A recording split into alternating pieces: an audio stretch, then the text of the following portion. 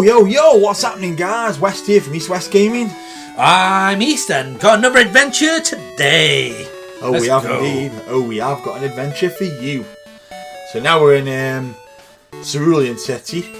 So we're going to go for the 13th badge out of 16. So let's give Misty a go and see how well she goes against us.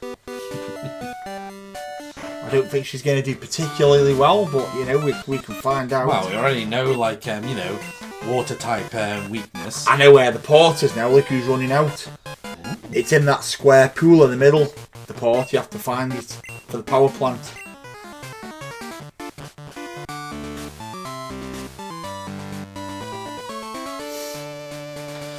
See, what I'm just wondering is, why is the gym leader not in here to defend? There is somewhere that tells me, so I want to find that thing where it tells me that someone's dropped something, just so I can, tell you that's where it is.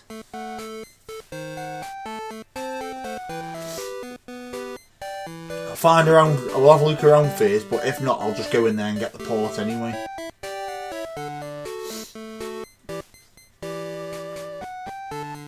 I'm so curious as about where Misty went.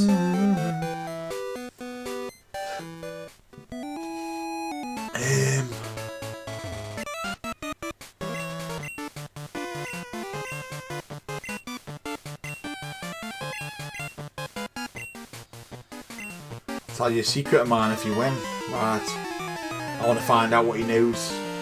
Talks a bit like Yoda, doesn't he? Rocket Grunt wants to battle Golbat.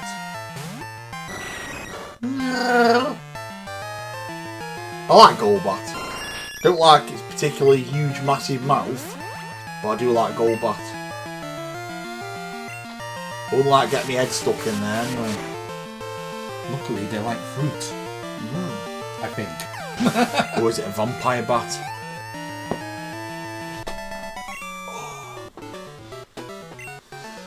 Strong very much you are. Yeah, I think he is kind of doing a Yoda there, isn't he? Machine parts steel by me, head in gym of Cerulean. Inside water. Yeah, I thought there was a way of finding out. Team Rocket, bye-bye. Go.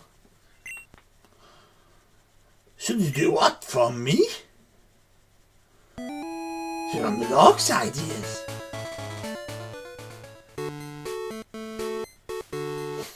Never really been a massive Star Wars fan. I have watched the Star Wars. I've not watched any of the new movies. I've only watched the original 3. Technically not original, but they were the first ones that were released, which was episode 4, 5 and 6. And then I did watch, the 3 episode 1, 2 and 3 which they made later, which was The Phantom Menace, Clone Wars and Revenge of the Sith. I never watched episodes 7, 8 or 9, so... Yeah, I pretty much just watched 1 to 6. See me, I've been told that the 1 since it's gone to Disney is not very good. 7, 8 and 9. That's nothing against you Star Wars fans, you might disagree with me, but I've not actually watched them, so I can't comment on them, but from what I've been told, they're not very good. But I did like the original 3 the best, with, Mark Hamill. I've heard he voices, who is it he voices now? It's quite popular. I believe there's a cartoon character that he voices. I think. Is it Joker on Batman? I think it is the Joker. He was a long-standing voice of the Joker. I don't know if he's still doing it now as the Joker's voice, but in the animated Batman, he was the Joker for a good while. Well, it probably depends on which of the animated series, because I know, generally speaking... It would have been multiple, because he did it, I think he did it for like 20 years, the voice, or more. Because I know normally when they do a new animated series, they normally change the voice actors. But yeah, I did like the original Star Wars. I didn't watch any of the spin-offs either, like Rogue One, or, did watch the, Odd View. The Han Solo, was it? Han Solo movie? I did watch, like, the TV series on the Odd View. But The Clone Wars. No, not the Clone Wars. I watched the one with Baby Yoda, who actually turned out to not be. Oh, The Mandalorian. Yes, I watched The Mandalorian season 1, but then I've been told that's very good, The Mandalorian. Yeah, I did like it. I just don't have Disney Plus anymore. Wow, for me, it was between Netflix or Disney Plus at the moment, so I might have to review my my Netflix subscription at some point. Well, yeah, we do like Star Wars, but we're not that much of a fanatic that we can, we buy all the merchandise and stuff, but, I have got a place for Star Wars in my heart. Well, it is like, a lot of people's, like, childhood, like, it was part of our childhood. Like, I'll be honest, I've always preferred Star Trek. Oh, yeah. I know they're not really related, the different universes and all that altogether, but Star Trek I've always preferred over Star Wars, and Stargate SG-1 as well. I always liked that. I mean, I did watch a few episodes of Stargate SG-1, but I never... Because obviously when you're younger and TV back then, if you missed an episode, you missed a huge chunk of the storyline. So I actually missed a lot of Stargate SG-1. Yeah, I borrowed all my mate's DVDs. He had the whole collection of Stargate. He didn't have the movies, but he had all the original SG-1. Then you had the Universe series, Stargate Universe, which was another separate storyline. And you had Stargate Atlantis as well. No, but this is what I do like about, like, streaming services now and all that is, it's all in one place, whereas in the past, you had to wait for it to come onto VHS. Oh yeah, if you don't know what VHS is, it's the old version of, like, a DVD. Video home system, I believe it means. But no, you had to wait for it to go onto VHS or DVD or, nowadays, Blu-ray, and, you couldn't really afford to buy everything at once that you wanted to watch. I had a TV VHS combi. So I had a little portable TV in my bedroom, which basically I had for about 15 years. And it had the VHS on, and I tell you what, it worked amazing. It never broke.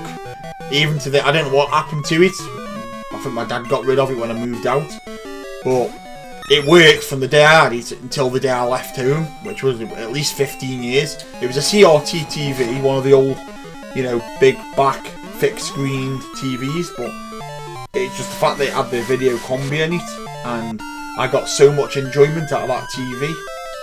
Oh, so I had like a DVD player, like with that you opened up and had like a monitor on it already. Oh yeah, the portable DVD player. Yeah, so I did use that quite a bit to watch, like movies when I was at work. Oh, but that was pretty good. Yeah, I remember when I was starting to work at like age, what was it, 9, 10? Yeah, you started a little bit before me. I started, I think, when I was 11, when I just started high school. I was only 11 for a month, and then I was 12 when, within high school. But I had a paper round. I had 2 paper rounds actually. Earned me about £17 a week. One of them was £7, one of them was 10. So those 2 jobs roughly took me about an hour and a half each day to do all the papers. I remember I used to work at like a restaurant, and I used to be on £5 an hour. And you know what, yeah, that was very good for that point in time, because minimum wage back then was like £3, £3.75, something like that, something an hour. Like that, yeah. So I was well chuffed. And because I was a very generous brother, I used to split my £20 a week with my 2 sisters. You only worked 4 hours a week? Yeah. Because basically, I worked short amount of time, but it was for family, at a family restaurant, and I was helping them out because my parents had to work as well. So basically, to make sure that I wasn't like home alone, I was sent to work with my aunt instead, and I used to split my wages, with my sisters. So I would keep £10 for myself, and I'd give both my sisters £5 each. So that was a lot of money back then. And then I saved all my money from my job to buy myself a Game Boy Advance SP. actually every single handheld that I ever owned, I bought for myself, apart from the Game Boy Color that my mum got me when I was younger. Game Boy Color, it was originally, it was $79.99. I had the see-through purple colour one, where you could see the circuitry inside. And then I believe the SP was like $109.99. It was the first one to exceed £100. I think the Game Boy Advance was $89.99 or $99.99. So I think the SP was the first one to actually go over the £100 mark. Because I got the £120 one, which came with, I think, a game. Yeah. And I believe I got the Pokemon game with that, but I can't remember which Pokemon it was. I had roughly £17 a week, and I did that for 3 or 4 years. And then I didn't have much time for the big paper round, so my dad ended up saying, oh, you know what, he'll do it for extra money. He did the paper round and he had the £10. So I had the £7 one, which only took me about 15 minutes. Because I had other, things to do, like coursework at school and other things to do, so. But by that point, my dad was giving me a bit of an allowance. Anyway, because he was working a lot of hours back then, so I used to do a lot of things around the house. So he gave me a bit more of an allowance. I'll tell you what, I like this version of Porygon. Yeah, very pointy. You can see all of his points.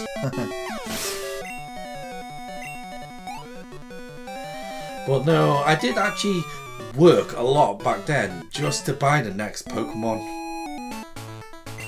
Because I think it was later on in my Pokemon buying series when I started buying both of each edition. Yeah. Because I didn't want to miss out, so I always then eventually went to buy, both versions.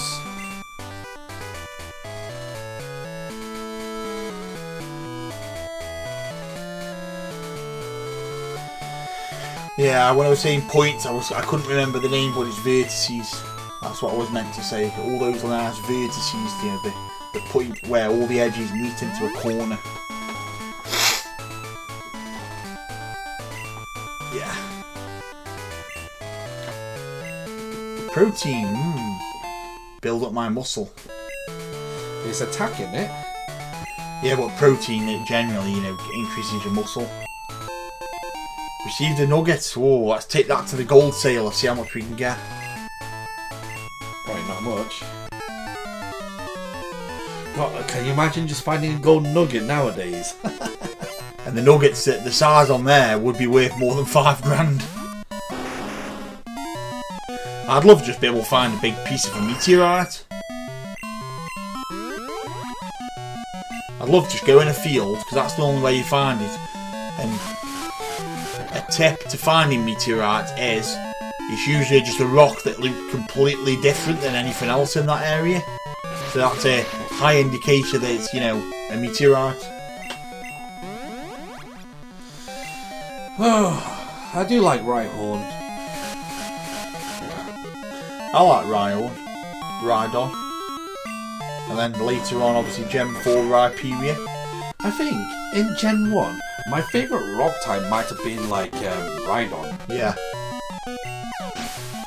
Was he not ground type, or was he just rock? He's rock and ground, I believe. Both. I mean, I could be mistaken, but originally I always thought he was just ground type, Rhydon and Rhydon. No, rock type, I believe. I mean, again, I could be wrong, but I'm pretty sure that... Could be a dual rock and ground, maybe. Maybe in Gen 1 it was just rock, and then later it become rock and ground Rhydon.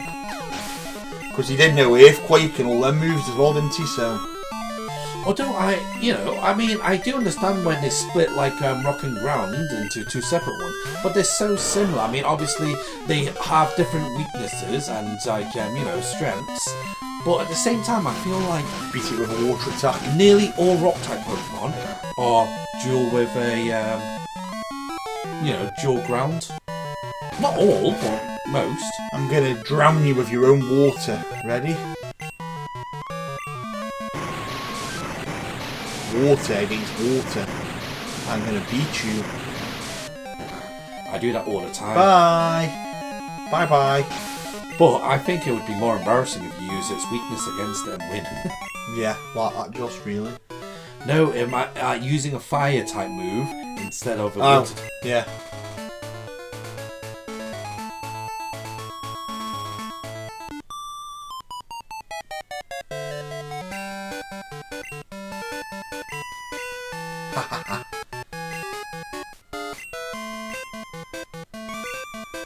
Come to the Cerulean Gym, I'll be happy to beat you. Yeah, okay. We will go to the Cerulean Gym in a moment. Let's just check on Bill. Is this Bill? No. You know Bill. He's in Johto now. Oh, yeah. It's his grandson, Bill.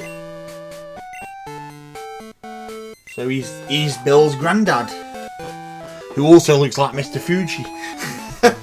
Maybe Bill and Mr. Fuji are related. Yeah, Mr. Fuji could be Bill's uncle. He could be that guy's twin brother. Who knows? Let's take the scenic route back, eh? I.e. the one with no trainers. Exactly. Exactly. It's a shame you can't walk up this way, but that ledge there stops you. Realistically, I should be able to go up. Right, we're just going to heal up, then we're going to head into Misty's gym. Always a good protocol. Heal, battle. Saves your money as well. Well, to be honest with you, we've not really needed to heal for some time. I mean, yeah, to replenish our PP, but we've not really done that much fighting to. Oh, look, all the trainers have appeared as well.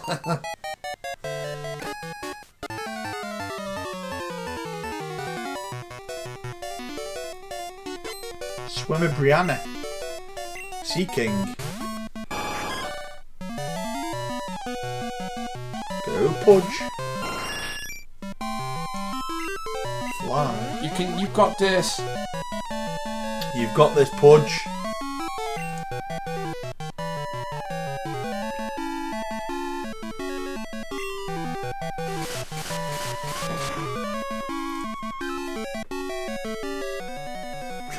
Most powerful flying attack, I believe, even in this gen. Fly. I don't think they had Brave Bird in this gen, did they, just yet? No, I think. Is Fly the strongest? I think it is, yeah. Because I thought Wing Attack was stronger. No, I think Fly is, because it's a two-tier move. I mean, if you could think of Wing Attack would be, technically, because you could have attacked with Wing Attack already before, while Fly was on the first move, and then damaged it again for a second time. So overall, yes, probably. But for one hit, I'd say no. I'd say Fly is more. But I'm not sure about Drill Peck. Drill Peck might be slightly under Fly. Maybe like 5 attack under it. But yeah, I think Brave Bird was the strongest when that was... Oh no. Yeah, Brave Bird is the strongest. No, I mean later. Didn't Rayquaza have one? Was it not Dragon Ascent, the other one, the flying type one that it learned? Was the most powerful? Was it like something like Vortex, Air Vortex or something? I think so. Or Air Cutter or something? But yeah, that was the most powerful. Well, not necessarily the most powerful, but the most powerful one that you didn't have to hurt yourself by using. I mean, Aerial Ace is quite... yeah, that's the one I was thinking of, Aerial Ace.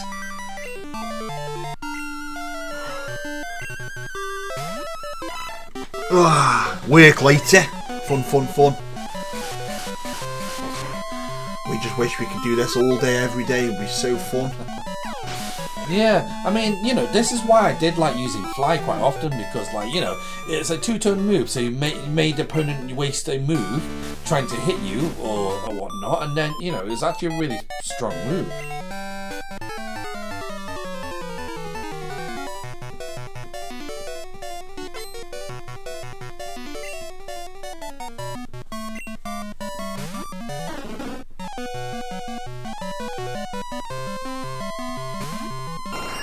But no, Fly now isn't the strongest move that can be taught to a flying Pokemon.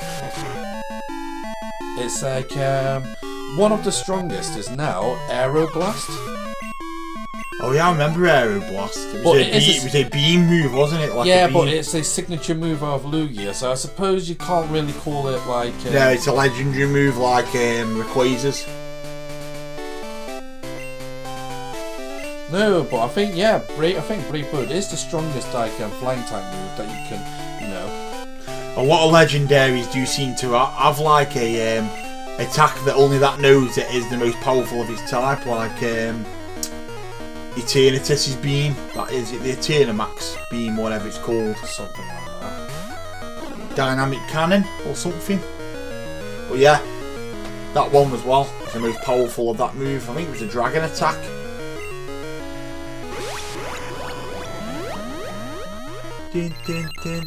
Oh, the strongest flying type move is Sky Attack. Off Rayquaza. No, it was the signature move of Moltres, but you could inherit it by breeding. Inherited. Oh, so you could have Moltres while you're breeding, basically. Because you can't breed Moltres normally. No, but if you use, I don't know how it works, but like oh yeah, egg, like an egg move, basically. Yeah, it is an egg move. So you can keep it on your party whilst you're breeding, then obviously the other Pokemon can learn it. Well, I'm not too sure how that, how it would work by a breeding, but it would only be an egg move by the sounds of it, because you can't breed Moltres. Well, no, we know it's an egg move, but obviously, since Moltres can't breed to get an egg anyway, so I'm not too sure how breeding would work. It would be in a later generation. Like in the picnics, where you could have it in the playing with it while it's breeding. Oh, so basically, no, so it was originally the signature move of Moltres, but now other Pokemon can learn it, basically. And then you can breed it to other different types of Pokemon, like, that can learn like type moves. Yeah, because I believe Xerneas had the most powerful fairy attack. And then you had other ones, I think Eveltal, I'm sure that had the most powerful dark attack as well. But they were exclusive to those Pokemon, so don't really count them. I remember when, I want to know how many people actually learned or taught their Pokemon, the one-hit KO moves, because I barely see anyone trying to use them. Even if you used the wide lens, it improves your accuracy, it didn't really benefit you. It only gave you, was it 10% extra accuracy, that move? That item? Yeah, I mean, did you know there was one way to get Sheer Cold to hit from Articuno 100% of the time? I remember you saying there was a way, yeah. I don't remember the exact way, but... No, it's using a specific move which made it so that, the next attack would always hit.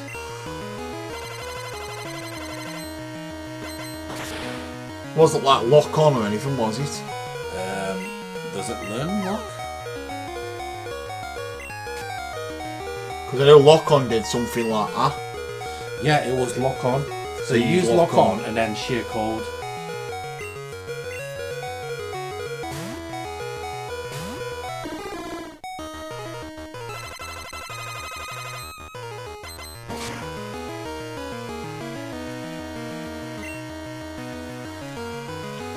Stormy, Stormy. I am a star, yeah. Stormy. Star you. Star you, yeah. You're a star too.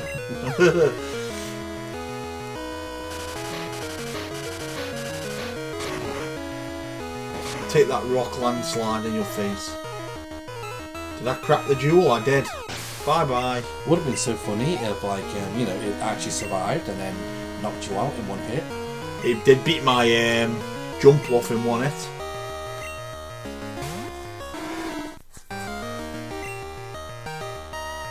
Wonky donkey. I'm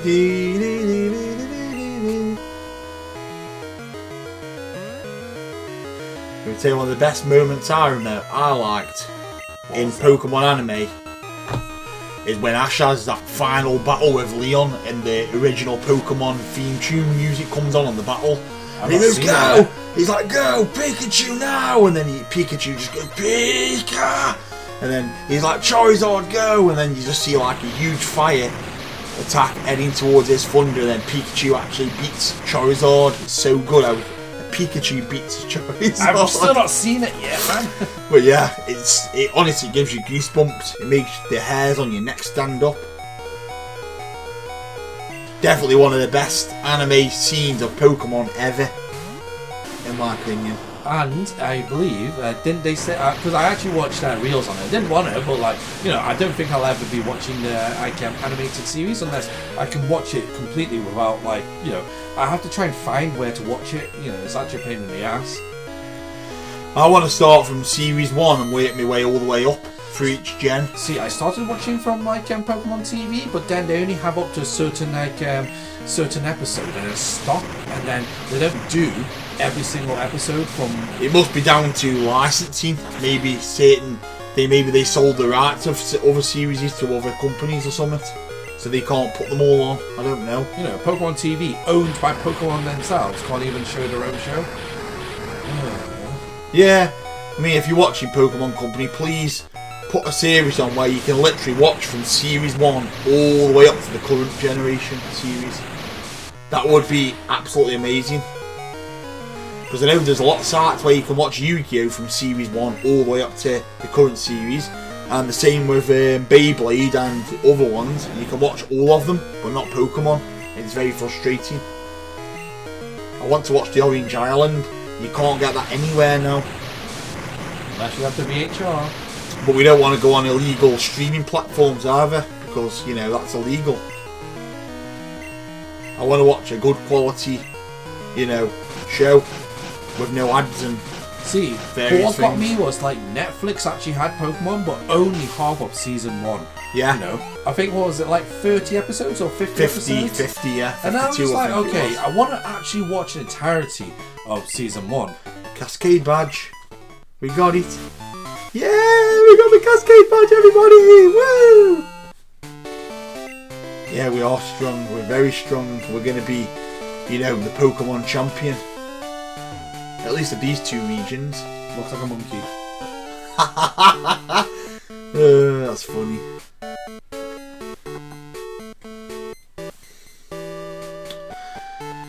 Right. I think it's time for a break. What do you reckon, East? Yeah, I think, you know, we can take a short break for now and then, you know, come back. Yep, so please like and subscribe to the channel, guys, for the rest of the game and for other games. Wes signing out.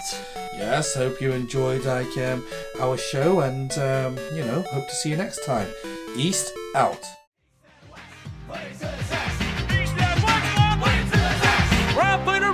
Drink like the Sasha, feeling like the club, gonna be the best. Pushing all the barriers and playing for a game. Say Super Bowl, let me remember our name. East and West, gonna